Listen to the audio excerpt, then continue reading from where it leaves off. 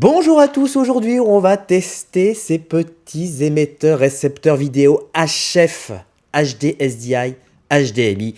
C'est parti.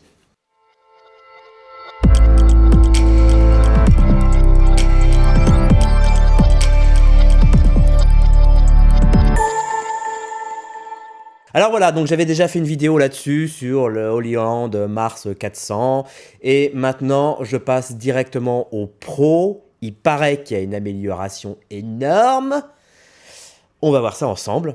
Alors, premier abord, la configuration et l'ergonomie a totalement changé, hein, puisqu'on est passé sur quelque chose visuellement d'un peu plus sympa, avec le code couleur rouge pour l'émetteur et bleu pour le récepteur. Alors, ce qui est bien, c'est que là, l'accroche ne se fait plus simplement par un pas de vis Kodak, où on mettait un bras magique et on fixait. Là, on a carrément une griffe, mais aussi éventuellement un pas Kodak.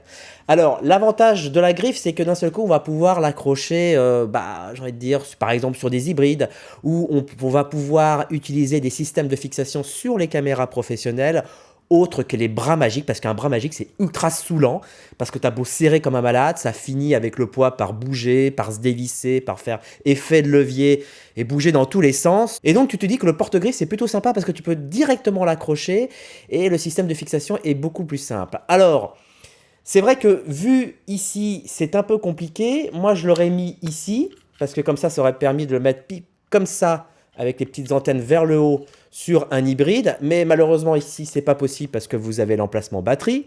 Alors, peut-être ici, non, c'est pas possible parce que vous avez le menu.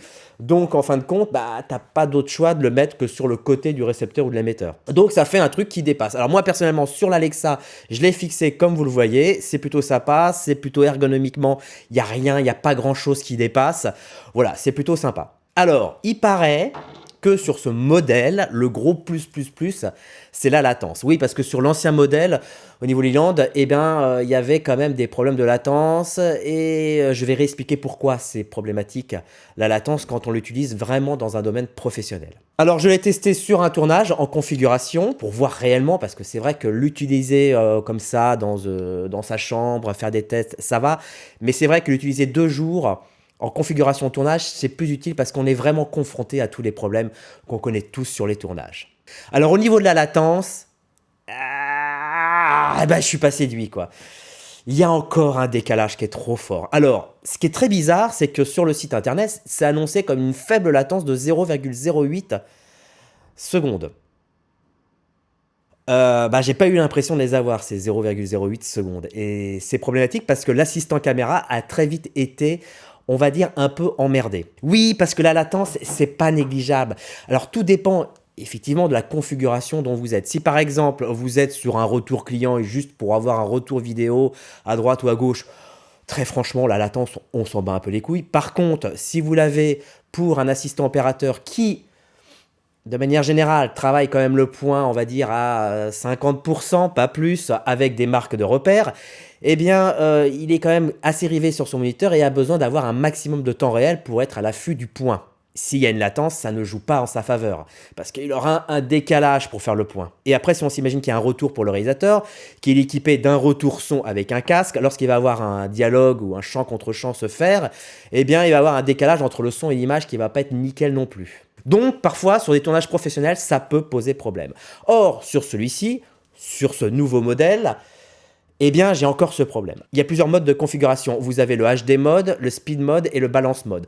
Alors, j'ai essayé en test de faire les trois dans les 3 configurations. Au mieux, en HD mode et en speed mode, j'ai 5 frames de décalage. Et sur le balance, j'ai 7 frames de décalage. Alors, comme les tests que vous voyez ont été faits à 25 images par seconde, donc si on fait un petit produit en croix, on est à 0,2 secondes de latence, voire 0,27 secondes de latence. C'est un peu beaucoup, quoi. Alors certainement que pour certains, ça ne va pas gêner.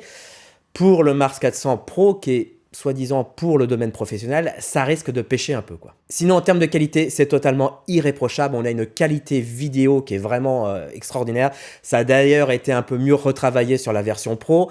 En termes de distance, c'est annoncé à 120 mètres. Je pense que ça les fait largement, puisque moi, je ne suis jamais allé au-delà dans la configuration caméra alors que c'était du Steadicam et retour moniteur, franchement j'étais bien en dessous des 100 mètres, donc j'ai pas noté de problème de ce côté-là. Au niveau consommation batterie, pareil, et donc c'est plutôt pratique parce que vous pouvez directement mettre des petites batteries dessus. Ça évite éventuellement des câblages supplémentaires d'alimentation externe, etc., etc. Et si l'assistant opérateur veut être tranquille dans son petit sac avec son moniteur et son récepteur, eh bien il n'est pas emmerdé par un problème d'alimentation avec une batterie, un système de D-tape, etc., etc.